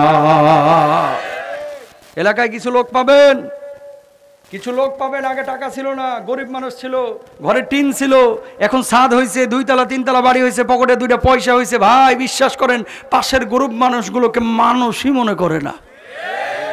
সালাম দিলে সালামের জবাবটাও ঠিক মতো নেয় না, হাতটা তুলে এরকম এরকম করে, কথা কয় না, মুখে সালামের জবাবটাও নেয় না। কারণ কি? পকেটে টাকার গরম। এগুলো অহংকার, এগুলো তাকাব্বরি কেউ করবেন না। মানুষকে মানুষ হিসেবে মূল্যায়ন করার চেষ্টা করবেন, ইনশাল্লাহ বলেন। অনেক সময় রিক্সাওয়ালা অটোওয়ালাদেরকে, এই ভাইদেরকে আপনারা বলেন, রিক্সা যাবি নাকি, এই অটো যাবি নাকি, এই কৃষক, এই জেলে মাছ আছে নাকি? না, মনে রাখবেন, এই রিক্সাওয়ালা তার রাজ্যে রাজা, তারও কিন্তু সন্তান আছে। ওই সন্তান যখন দেখে যে আমার বাবাকে কেউ তুই বলে সম্বোধন করছে, সন্তানের ভেতরে আঘাত লাগে, কিন্তু সন্তান বলতে পারে না। এ কাজ করেন না। কয়দিনের জিন্দেগি? চেয়ারম্যান আছেন এখন, আরে চেয়ারম্যান, কতজন রাষ্ট্রপতি ছিল, এখন নাই, কবরে পড়ে আছে। কত এমপি ছিল, এখন নাই, কবরের মধ্যে ঢুকেছে, ঠিক না ভাইরা? এত অহংকার কেন? মামলাবাজ কিছু বাটপার আছে, বদমাশ আছে, লম্পট আছে, কথাই কথাই জমি নিয়ে মারামারি, খালি মামলা। মাহফিল হুজুর করে গেছে, পরের দিন মামলা। ওই কে মাহফিল করছে, এই কমিটির নামে মামলা। আছে না কিছু লোক? কথায় কথায় কাজগুলো করে, আল্লাহর আদালতে পার পাবে না, মুক্তি পাবে না, যদি দুনিয়া থেকে এগুলো পার পায়, ঠিক কিনা ভাইরা? বাবা, মানুষের হক নিয়ে খেলেন না, মানুষকে তুচ্ছ তাচ্ছিল্য করবেন না, মানুষকে সম্মান দেবেন, আল্লাহ আপনাকে সম্মান দেবে, ইনশাল্লাহ বলেন। প্রিয় ভাইরা আমার, তাহলে আল্লাহ রাব্বুল আলামিনের জন্য যেখানে মালের প্রয়োজন সেখানে মাল দিবেন, টাকা দিবেন, পয়সা দিবেন। আল্লাহর জন্য মসজিদ ঘর নির্মাণ করবেন। মান বানা লিল্লাহি মাসজিদান বানাল্লাহু লাহু বাইতান ফিল জান্নাহ। যে ব্যক্তি আল্লাহর জন্য মসজিদ নির্মাণ করবে, আল্লাহ রাব্বুল আলামিন তার জন্য জান্নাতে একটা ঘর নির্মাণ করে দিবে, বলুন সুবহানাল্লাহ। সাহাবী রিদওয়ানুল্লাহি আলাইহিম আজমাইন ইমানের দাবিতে আল্লাহকে ঋণ দেওয়ার জন্য জানমাল কেমনে দিয়েছে পরে বলতেছি। তার আগে একটা কথা বলি, বাংলার জমিনে আজকে মুসলমানরা টাকা পয়সা দিয়ে অনেক আল্লাহর ঋণ দেয়। কিছু মুসলমান আছে বুকের তাজা রক্ত ঢেলে দিয়ে ঋণ দেয়। আর ফিলিস্তিনের বর্তমান মুসলমানরা আল্লাহ রব্বুল আলামিনকে ঋণ দিচ্ছে জান দিয়ে, ঠিক কিনা? 2.5 মাস আগে জর্ডান সফর করেছি আমি। জর্ডান আর ফিলিস্তিন পাশাপাশি দেশ, 60% মানুষ হচ্ছে জর্ডানের, সবাই ফিলিস্তিনি। আমার পাশের রুমে যে 4 জন ফিলিস্তিনি ছিল, হোটেলের লবিতে বসে এদের সাথে কথা বললাম, তোমার ফিলিস্তিনের চিত্র কি? এই যুবক বলতেছে, একটা হচ্ছে নিউজে দেখা কথা, আর আরেকটা হচ্ছে, আর এখন তো হলুদ সাংবাদিকতা, এটা তো আপনারা বোঝেনই। ফিলিস্তিনি মারা গেছে 1,500, ইসরায়েলি মরছে 2টা। বিশ্ব মিডিয়া ইসরায়েলের দিকে এভাবে তাক করে থাকে, ঠিক কিনা? ওই যুবক বলতেছে, আমার ফ্যামিলির একই রাতে শুধু 13 জন এক পরিবার থেকে শহীদ হয়েছে গাজার। আল্লাহু আকবার বলেন। বলতেছে, তোমার বাচ্চা আছে? হ্যাঁ আছে। ইমানের তারতম্যটা কেমনে হয়ে গেছে দেখেন। তোমার ছেলে কি তোমার বুকে নিয়ে তুমি ঘুমাও, কপালে চুমু দেয়? হ্যাঁ দেয়। আমার গাজার প্রত্যেকটা বাবা তার সন্তান নিয়ে নির্ঘুম রাত কাটায়, কারণ জানে না কখন যেন বোমার আঘাতে তাকে বিধ্বস্ত করে ফেলে, ঠিক কিনা ভাইরা? বা আন্তর্জাতিক মিডিয়াতে একটা নিউজ আপনারা হয়তো অনেকে দেখেছেন। ওই ব্যক্তি বলতেছে, আমার পাশের মহল্লা আত্মীয় 4.5 বছরের বাচ্চা নিয়ে ঘুমিয়েছিল, ইসরায়েলি বোমার আঘাতে 4.5 বছরের বাচ্চার ডান হাত উড়ে গেছে, মাথাটা উড়ে গেছে, ডান পা উড়ে গেছে। সকালবেলায় বাবা, কারেন্ট তো নাই, লাশ খুঁজতেছে, আমার ছেলের লাশটা কই, অন্তত লাশটা দেখব। লাশ খুঁজে পায় নাই। বাম হাত, বুকের বাম পাশের খাঁচা আর বাম পার কিছু অংশ পেয়েছে। পলিথিনে করে এটা নিয়েই ইমাম সাহেবের কাছে গেছে। ইমাম সাহেব, এই যে আমার মুখের মানিক, আমার নারী ছেলে ধন, আমার কলিজার টুকরা, এরা আপনার কাছে নিয়ে এসেছি। কিভাবে জানাজা পড়াবেন আপনি পড়াইয়া দেন। পৃথিবীতে এর চাইতে কঠিন কঠিন মুহূর্তে হয়তো বা আর কোনো বাবা পড়ে নাই, ঠিক কিনা ভাই আমার? ফিলিস্তিনি খিমায় গেলাম, ছোট ছোট বাচ্চা। আমাদের দেশের যুবকদেরকে যদি জিজ্ঞেস করেন, ছোটদেরকে জিজ্ঞেস করেন, বাবা বড় হয়ে কি হতে চাও? ডাক্তার হব, ইঞ্জিনিয়ার হব, পাইলট হব, স্বপ্নের শেষ নাই, হুজুর হব, বক্তা হব। খিমার মধ্যে বাচ্চাদেরকে, ছোট ছোট বাচ্চাদেরকে জিজ্ঞেস করলাম, বাবা বড় হয়ে কি হতে চাও?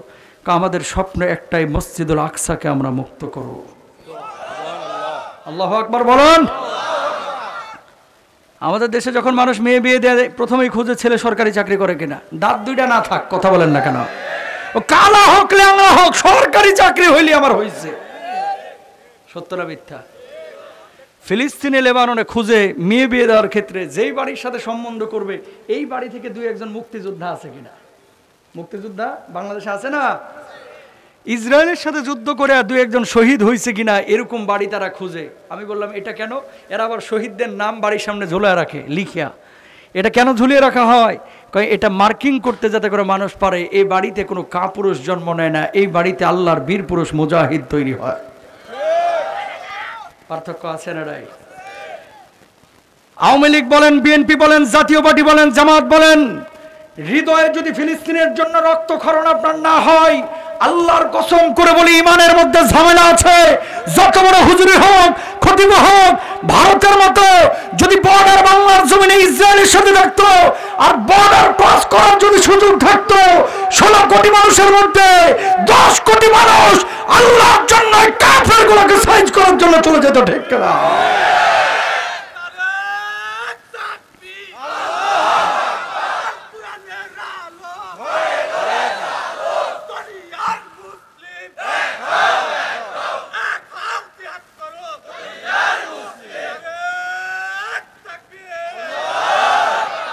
কঠিন মুহূর্ত ভাই, আমরা তো চোখে দেখেছি, আপনারা তো নিউজে দেখেছেন। আপনি কল্পনাও করতে পারবেন না কতটা ভয়াবহ অবস্থা। রাতে বাপ মারা গেছে, মা মারা গেছে, 3 বছরের বাচ্চা ঘুরে বেড়াচ্ছে ওই বোমার ওই আঘাতে ধ্বংসস্তূপের মধ্যে। জানে না, না চাচা আছে, না ফুপা আছে, বাপ আছে, মা আছে। রাস্তার একটা কুকুর খাবার পায়, কিন্তু আমার ফিলিস্তিনে কলিজার টুকরাগুলো খাবার পায় না, পায় না। একটু নিজের সন্তানটাকে কল্পনা করেন। 4 বছরের আপনার নারী ছেড়া ধন, আপনার বুকের মানিক, আপনি মারা গিয়েছেন, আপনার বউ মারা গিয়েছে, দাদা দাদি মারা গিয়েছে। এই ছোট্ট বাচ্চাটা একা একা রাস্তায় ঘুরতেছে, একবার ওখানে যায়, একবার এখানে যায়, খাবার পায় না। কল্পনা করতে পারবেন না কতটা কঠিন মুহূর্তে এরা দিনাতিপাত করছে। আমরা তো খালি নিউজে দেখি। এদের জন্য দোয়া করবেন। তাকি উসমানী সাহেব একটা ফতোয়া দিয়েছে, এটা বর্তমান বিশ্বের জন্য আসলেই মারাত্মক ফতোয়া। এই বর্তমান সময়ে উমরা না করে পুরো টাকাটা ফিলিস্তিনে দান করে দেন, এর চেয়ে বেশি সওয়াব হবে। আল্লাহু আকবার বলেন।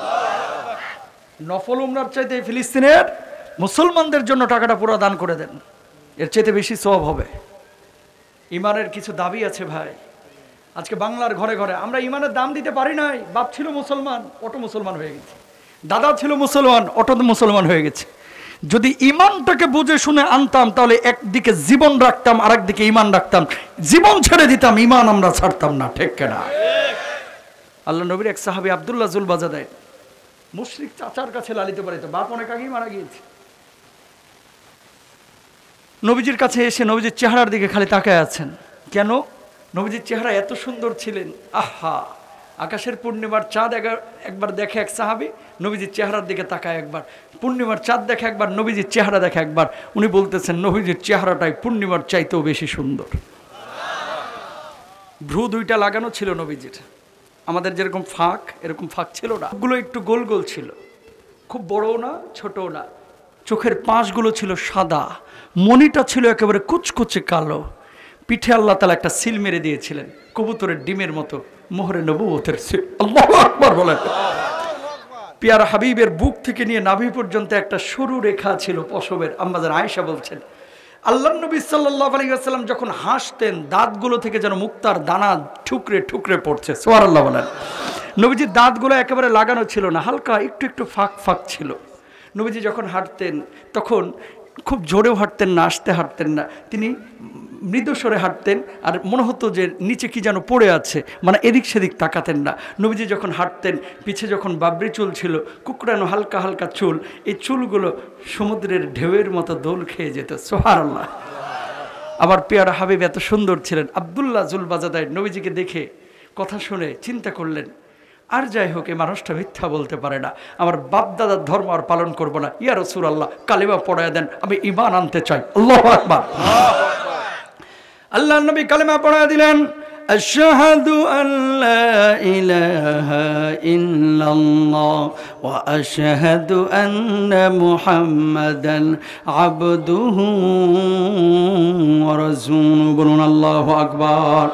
এই যুবক সাহাবী এবার চাচার কাছে আসলেন, আসার পরে বললেন, চাচা এতদিন আপনার ধর্ম পালন করেছি, আর আপনার ধর্ম মূর্তি পূজা আমি করতে পারবো না।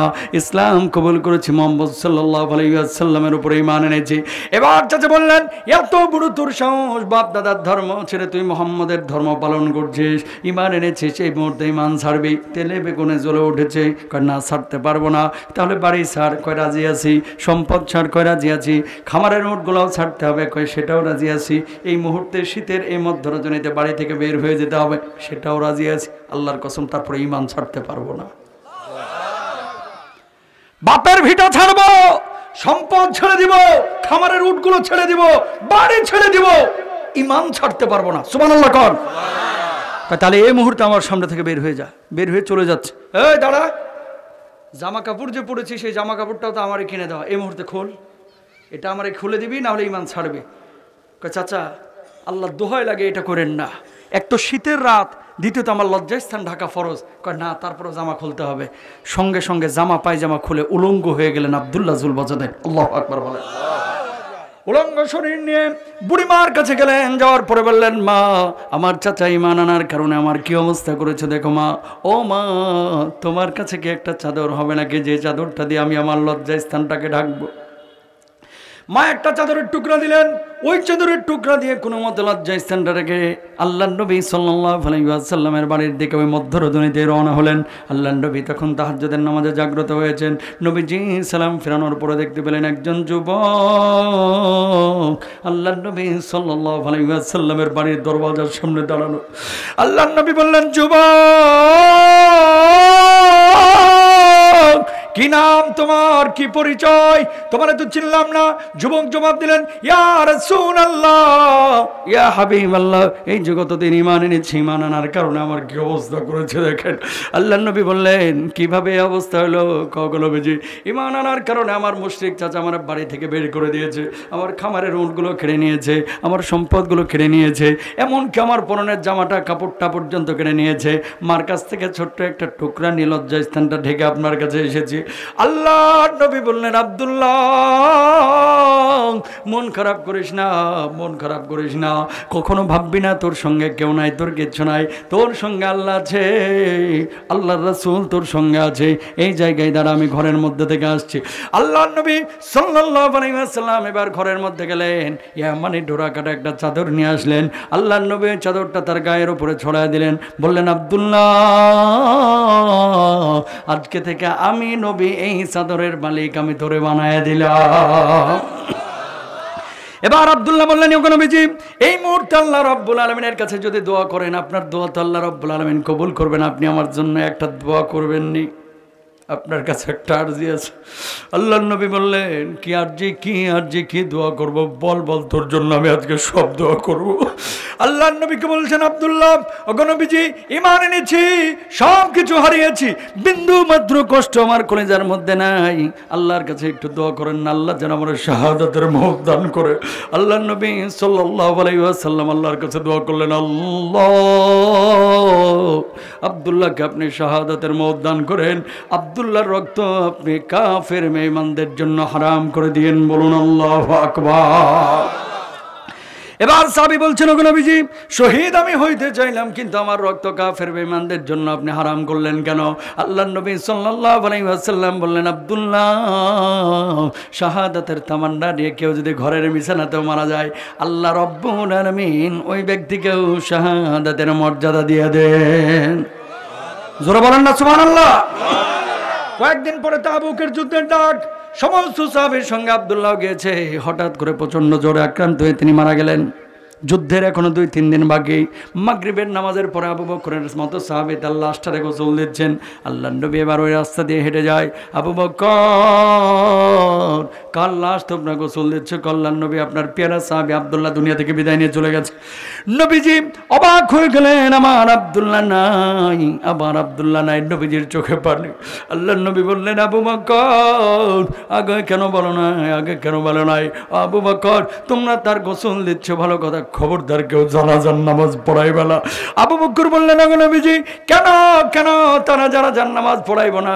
কোন সাহাবীর ব্যাপারে তো এমন কথা বলতেন না। আল্লাহর নবী বললেন, আবু বকর আমার আব্দুল্লাহ ঈমানের কারণে দুনিয়ার সব কিছু ছেড়েছে, আমি নবী আজকে আব্দুল্লাহর জানাজার ইমামতি নিজেই করব। আল্লাহর নবী ইমামতি করলে লাভ আছে না নাই? ইমামতি করলেন, সাহাবীরা দৌড় দিছে কবরে নামার জন্য। এই সাহাবীরা কেউ নামবি না। নবীজি কবরের মধ্যে নেমে বলছে, আবু বকর এপাশে নামো, ওমর নামো, লাশটা আবার হাতে দাও। লাশটা নবীজি হাতে নিয়ে আকাশের দিকে এভাবে তুলছেন। অরশের মালিক, জমিনের মালিক আল্লাহ, আমি আব্দুল্লাহর উপরে খুশি হয়ে গেছি, ও মাবুদ তুমি আব্দুল্লাহর উপরে খুশি হয়ে যাও। পৃথিবীতে আর কিছু লাগে? লাগে? লাশ দাফনের পরে সব সাহাবী বাড়িতে চলে গেছে, মানে তাঁবুতে। আবু বকর কবরের পাশে দাঁড়ায় এভাবে বাড়ি মারতেছে কবরের মাটির উপরে। আব্দুল্লাহ রে, কি কপাল নিয়ে জন্ম নিয়েছিলি, তোর লাশের জায়গায় আমার লাশটা কেন আজকে হলো না? আল্লাহু আকবার বলেন। কেন বললাম এই কথাটা? ইমানের দাবিতে সব ছেড়েছে কিন্তু ইমান ছাড়ে নাই। তাহলে ইমানের দাবিতে সুদটা ছাড়া দরকার আছে না নাই? ঘুষটা ছাড়া দরকার আছে না নাই? আজকে বাংলার জমিনে সুদ ভিত্তিক সমাজ ব্যবস্থার কারণে, অর্থনৈতিক ব্যবস্থার কারণে ধনীরা আরো ধনী হচ্ছে, আঙ্গুল ফুলে কলা গাছ হচ্ছে, আর গরিব আরো গরিব হচ্ছে। ঠিক কেনা ভাই না? সুতরাং কোরআনের আইন, কোরআনের বিধান যেখানে আছে সেখানে সুদ থাকবে না, চুরি থাকবে না। কোরআন যদি সংসদে ঢুকে কখনো বাংলার জমিনে ক্ষতি হবে না, বরং কল্যাণী হবে। ঠিক কেনা? এই বিশ্বাস আসেনি? সবার আছে তো? দল আপনি যেটাই করেন না কেন, কিন্তু কোরআনের পক্ষে আপনারা থাকতে হবে, না হলে ঈমান কিন্তু আপনার ঠিক থাকবে না। সত্য না মিথ্যা? উজবেকিস্তান একটা দেশ, নাম শুনছেন না? তাকান। ইমাম বুখারী রাহিমাহুল্লাহর আমি কবরটা জিয়ারত করলাম বুখারায়, পরে সামারকান্দে আসলাম। সামারকান্দে এসে জোহরের নামাজের জন্য এক মসজিদে ঢুকেছি।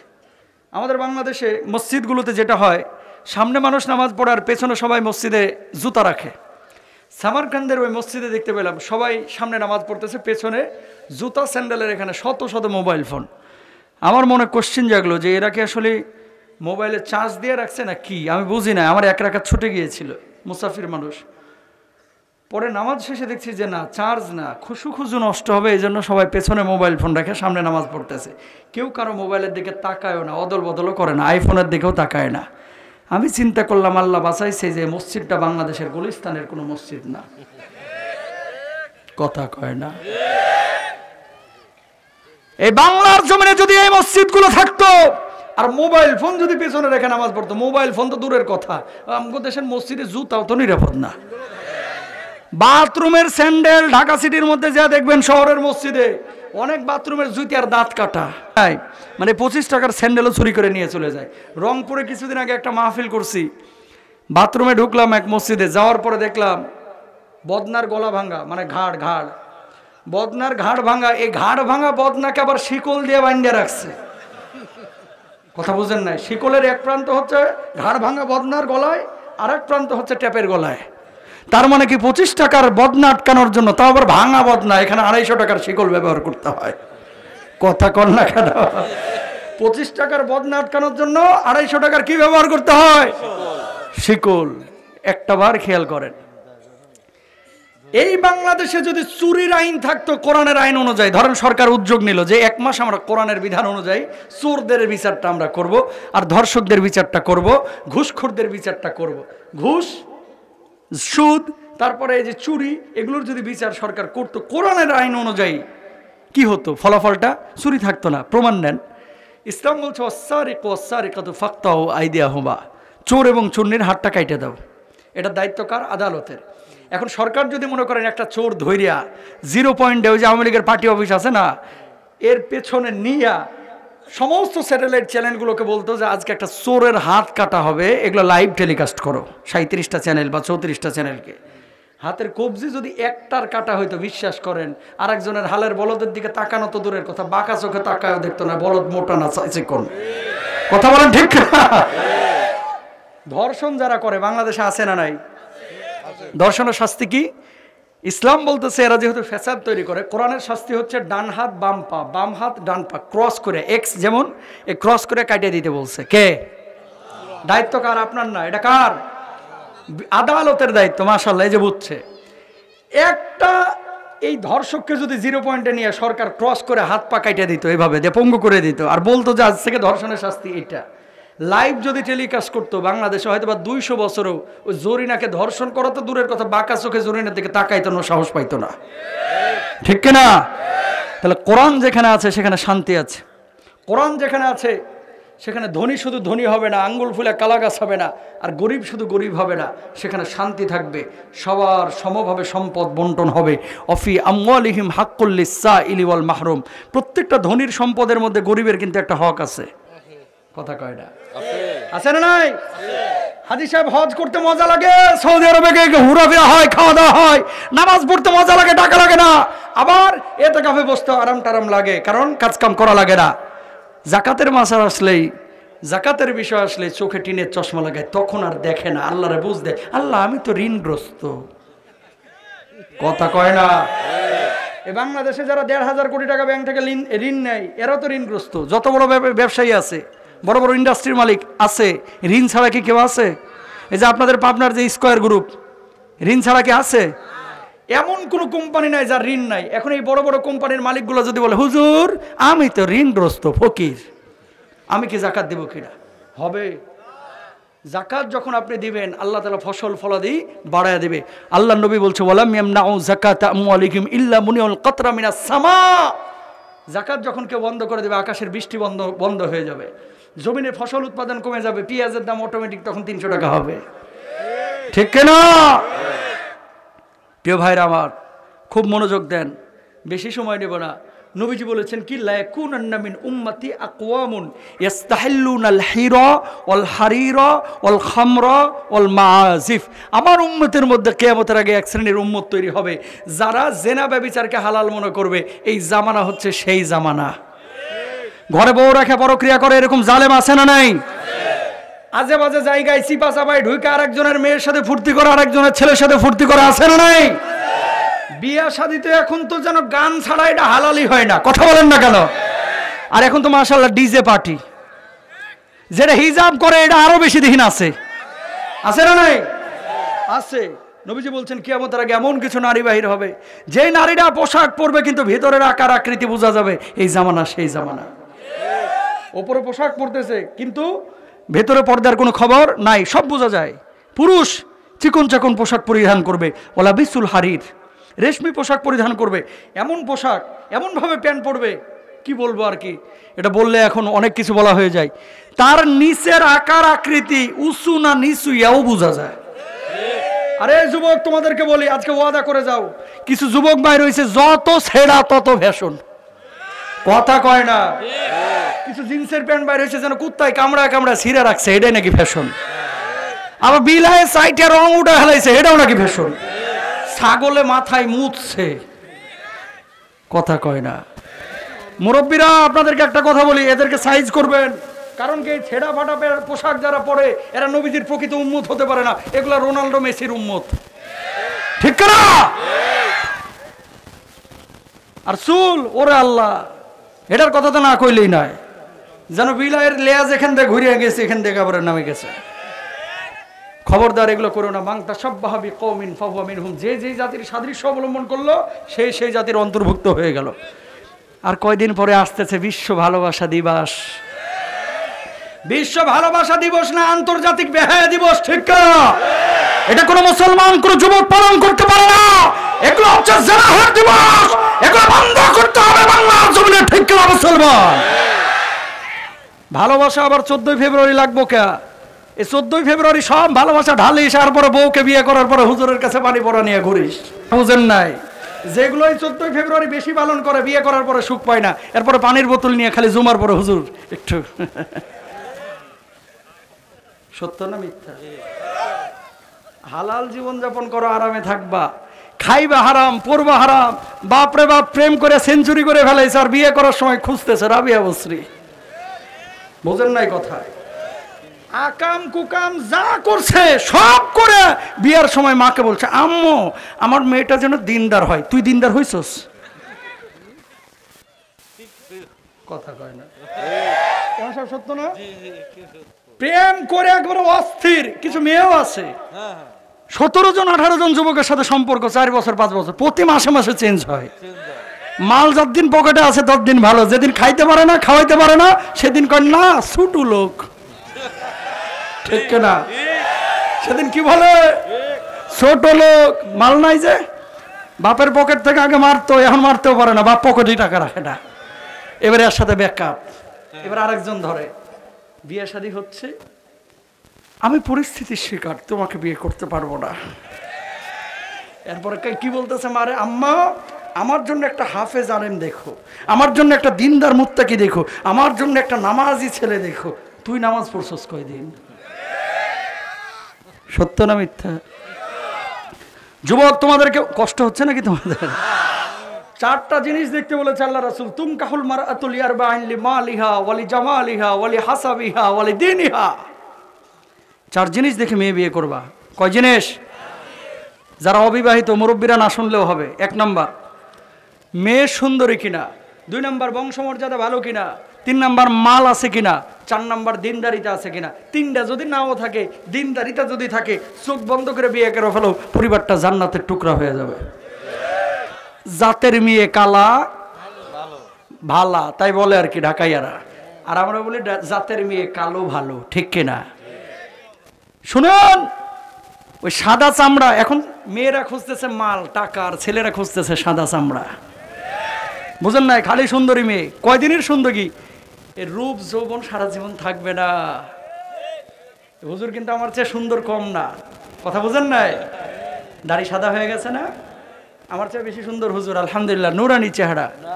কিন্তু এই দাড়িগুলো সাদা হয়ে গেছে না, কালকে কিন্তু আমারও হবে। আপনি যে সুন্দর দাঁত বাইর করে হাসতেছেন, দাঁতগুলো থাকবে না, তরমুজের বিচির মতো ফটফট করে পড়ে যাবে। ঠিক না? থাকবে না। রূপ যৌবন সারা জীবন থাকে না ভাই, থাকে কোনটা? দিনদারিতা। এবং সারা জীবন আপনার চেহারার প্রতি আসক্তি থাকবে না, এক সময় আসক্তি আসবে, রেসপন্সিবিলিটি আছে কিনা।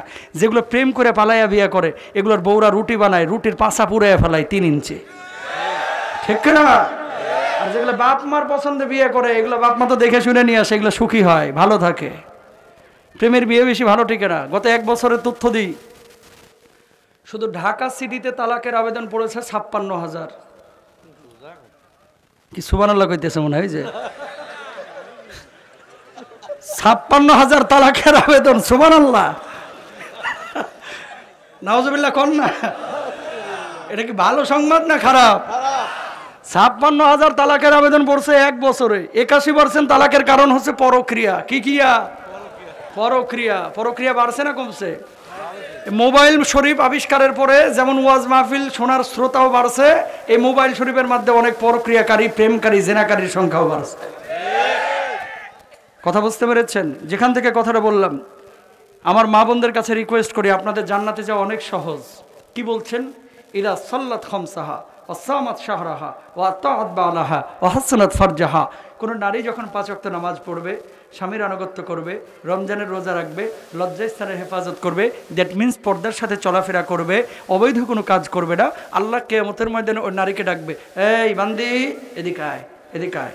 তখন আল্লাহর সামনে দাঁড়াবে, আল্লাহ আড়াল থেকে বলবে, তোরা দুনিয়ার জিন্দেগিতে যে কাজগুলো করেছিস আমি আল্লাহ খুশি হয়েছি। আচ্ছা, জান্নাতের কোন দরজা দিয়ে যাইতে চাস বলতো? নারীরা বলবে, আল্লাহ কোন দরজা দিয়ে যাব আপনি বলেন না। আল্লাহ বলবে যে আমি আজকে তোদের জন্য সব দরজাগুলো খুলে দিলাম, যেখান দিয়ে খুশি সেখান দিয়ে জান্নাতে চলে যা। পুরুষের ব্যাপারে একটা হাদিসে বলা হয় নাই, কিন্তু নারীর ব্যাপারে বলা হয়েছে। নারী বড় দামি জিনিস। মেয়েদের সম্মান করেন, ইজ্জত করেন, ভালোবাসা দেন, মেয়েদেরকে মারধর করবেন না। অনেক কাপুরুষ জামাই আছে খালি বউকে পিটায়, মারবেন না। বউকে মারা এটা ভালো গুণ না। আপনি যে মেয়েটাকে মারতেছেন এটা কারো মেয়ে, কারো মা, আপনার সন্তানের মা, এটা আপনাকে মাথায় রাখতে হবে। যারা আপনি মারতেছেন এটা কিন্তু আপনার সন্তানের মা। আপনার মারে যদি আপনার সামনে কেউ মারে, যদি বুকে আগুন জ্বলে, আপনার সন্তানেরও বুকে আগুন জ্বলতেছে, বলতে পারে না, 3 দিন বলবে না, 4th দিন হয়তো বা আপনারা ঘুষি বসায় দিবে। কথা বলেন ঠিক কিনা? আর আমাদের সমাজের এই যুবকরা কিছু আছে, বিয়ের সময় যখন বিয়ে করে নিয়ে আসছে মেয়েকে, তারপরে খালি হাই হাই হাই হাই খাই খাই করে হা করে থাকে। পালসার দিলে এটাও খায়, গরু দিলে এটাও খায়, মহিষ দিলে এটাও খায়, 2 লাখ দিলে এটাও খায়, কয় সৌদি যাব কাজ করতে, এটাও খায়। ভাই খালি খাই খাই, শ্বশুর বাড়ির দিকে যেগুলো হা করে থাকে জীবনে সুখী হতে পারে না। নিজে আত্মনির্ভরশীল হও, আল্লাহর উপর তাওয়াক্কুল করো, আল্লাহ তোমার দিবে। পদ্মা ব্রিজ ঢুকে দিলেও যদি তোমার মুখের ক্ষুধা না মিটে, জানতে হবে তোমার পেটটার মধ্যেই ঝামেলা আছে, ঠিক কিনা? শ্বশুর বাড়ির পালসার কেউ নিবা না, অ্যাক্সিডেন্টে মরবা যদি যৌতুক নেও। বরং যদি জামাই শ্বশুর যদি জামাইরা হাদিয়া দেয় তাহলে ভিন্ন কথা। যৌতুকে এলাকায় মনে হয় একটাও নাই নাকি? ডিজিটাল কায়দায় এখন মারে, ডাইরেক্ট চায় না, ঘটকের মাধ্যমে বলায়। কিচ্ছু নিব না হুজুর, কিচ্ছু দরকার নাই। ছেলে সরকারি চাকরি করে, যদি পায়া গেছে, মেয়ের বাপরা তো মাশাআল্লাহ ওদের পেছনে ঘুরঘুর করে। ছেলের বাপ আবার চিন্তা করে 18 লাখ উঠামো এটার পেছন দিয়া। কত লাখ? উদ্দেশ্য খারাপ। বিবাহিক সম্পর্কটা একটা পবিত্র সম্পর্ক, কখনো টাকা পয়সাকে বিবাহের মধ্যে নিয়ে আসবেন না। যদি টাকা পয়সা মুখ্য হয়ে যায়, ওই পরিবারে শান্তি আসবে না। আজকে বাংলাদেশে যে তালাকগুলো হচ্ছে, একমাত্র কারণ সেটা হচ্ছে খালি হিসাব নিকাশ। জামাই বলে তোরে বিয়ে করে কি পাইলাম, আর বউ বলে তোরে বিয়ে করে আমি কি পাইলাম। সত্য না মিথ্যা? খবরদারি কাজ করেন না। হিসাব নিকাশ হবে আল্লাহর সাথে। এবং বউদেরকে ভালোবাসেন। মুআয বিন জাবাল রাদিয়াল্লাহু তাআলা ওনার কবরটা জিয়ারত করলাম। ওনার পাশে যে কবরটা লেবাননে, এই জর্ডানে, মুআয বিন জাবাল বউ ছিল কয়টা? 2টা। কয়টা? জোরে বলেন কয়টা? 2টা। মহামারীতে আক্রান্ত হয়ে 2 বউ একই দিনে মারা গেছে।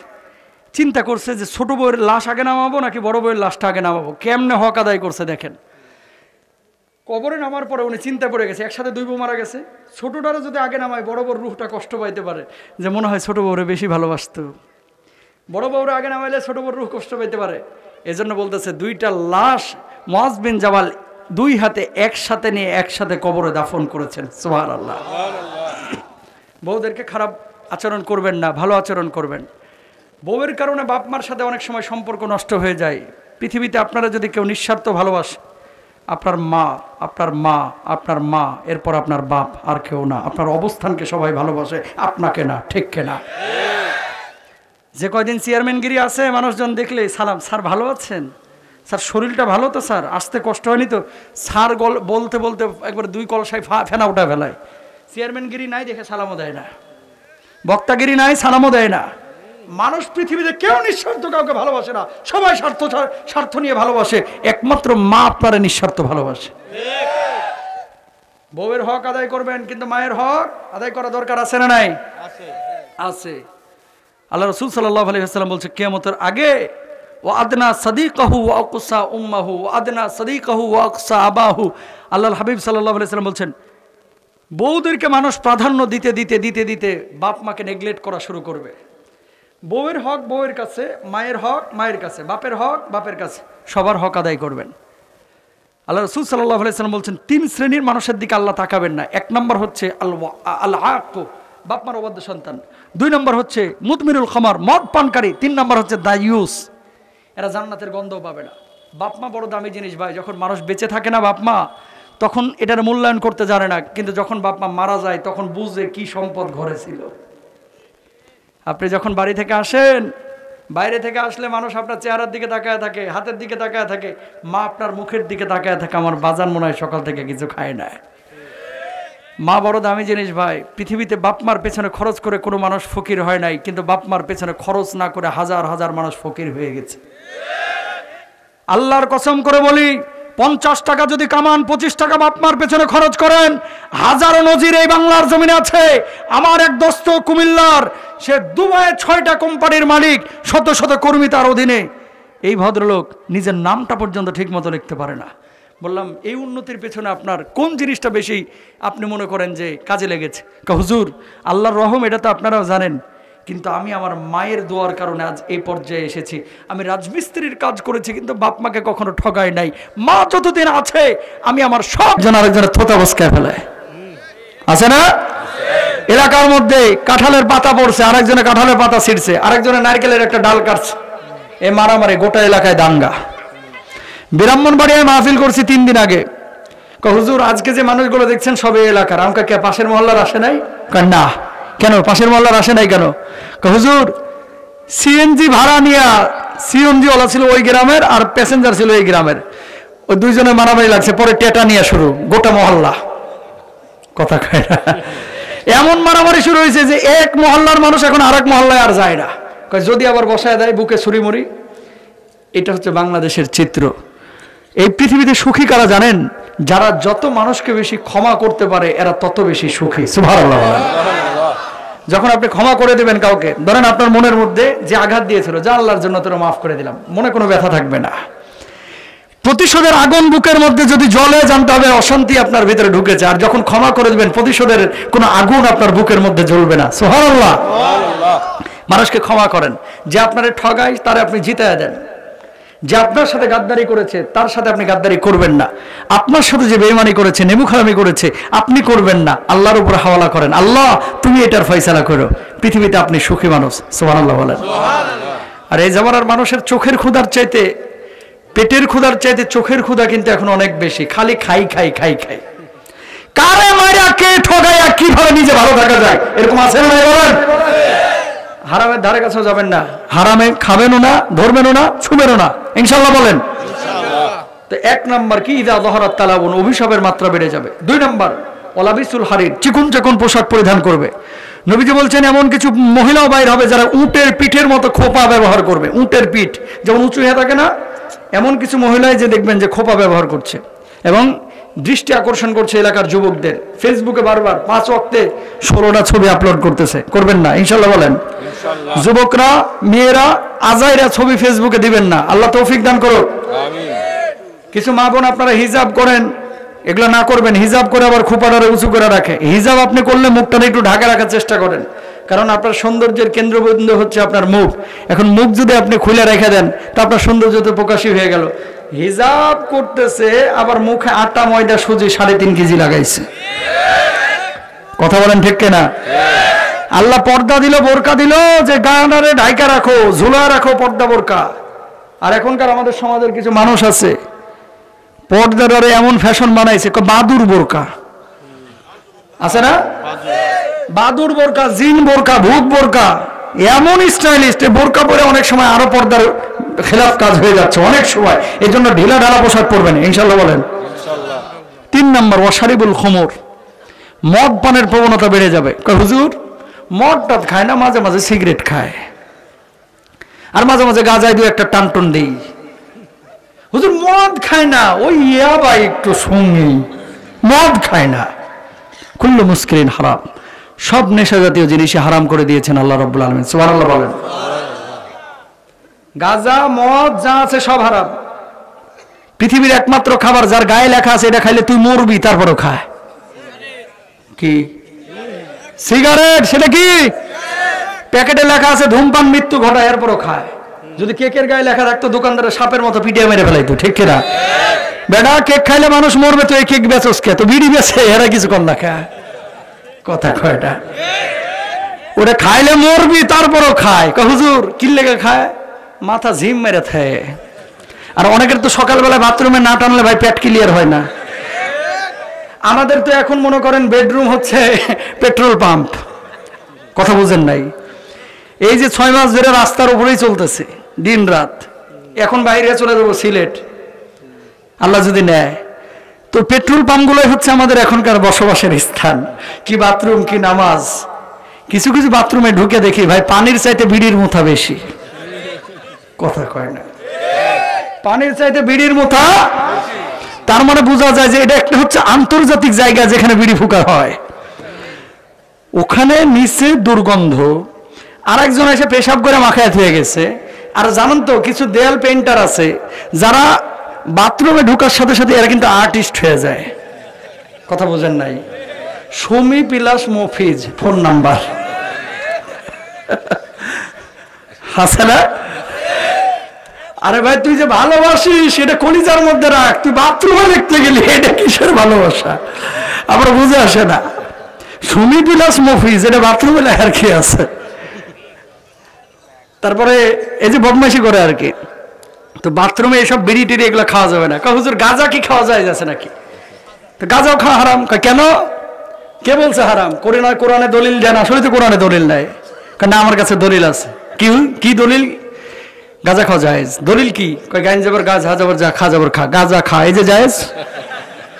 তো ওটা যদি জায়েজ হয় তাহলে গাইন পেশ গু, খা যাবার খা। কথা কন না কেন? যুবক আজকে তোমাদেরকে হাত তুলে ওয়াদা করতে হবে, হুজুর জীবনও কোনো নেশা জাতীয় জিনিসের ধারে কাছে যাবো না। কে কে সাহস করে হাত তুলবে? আল্লাহকে হাত তুলে দেখাও। লিল্লাহি তাকবীর, লিল্লাহি তাকবীর, লিল্লাহি তাকবীর। আল্লাহ যুবকদেরকে কবুল করুক, আমিন বলেন।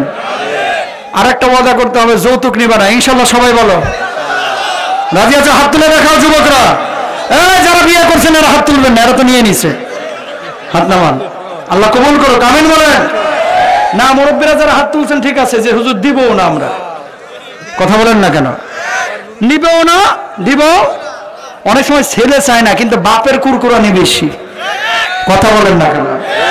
ছেলে নিতে চায় না, কিন্তু বাপ মানে যেন হ্যাঁ বিয়ে করতে যাচ্ছে। সত্য না মিথ্যা? আসেনি কামনে দিয়ে একটা। আল্লাহ বুঝদান করুক, আমিন বলেন। কয়টা গেল? 3টা। বিড়ি যেটা খাই দেখবেন মুখ দিয়ে গন্ধ, দাড়ি দিয়ে গন্ধ, মাথা দিয়ে গন্ধ, গা দিয়ে গন্ধ, মাফলার দিয়ে গন্ধ। বইয়ের পাশে এটা থাকে কেমনে? ছাগলের মতো চেয়েও কড়া গন্ধ। হুজুর সেন্টার ফুট মেরে যায়। কথা বুঝেন নাই? কিছু যুবক আছে চিপা চাপাই দিয়ে একটা ফুকে আর দোকানে যাবো একটা সেন্টার ফেস দিত। কথা বুঝেন নাই? এতক্ষণ মুখে আবর্জনা আছে আর এখন ঝাড়ু দিবে সেন্টার ফেস দিয়া। করবা না ইনশাল্লাহ বলেন। সমস্ত নেশা জাতীয় জিনিস বর্জন করতে হবে। আল্লাহ তৌফিক দান করুক, আমিন বলেন। ওয়াত্তাখাযুল কিয়ান 4 নাম্বার। গায়ক গায়িকা, নায়ক নায়িকাদেরকে মানুষ আদর্শের মানদণ্ড মনে করবে। আজকে দেখেন অনেক যুবক আছে এখন হিরো আলমকেও ফলো করতেছে। কথা বুঝেন নাই? যে হ্যাঁ যদি এত ভাইরাল হইতে পারে আমি পারবো না কে?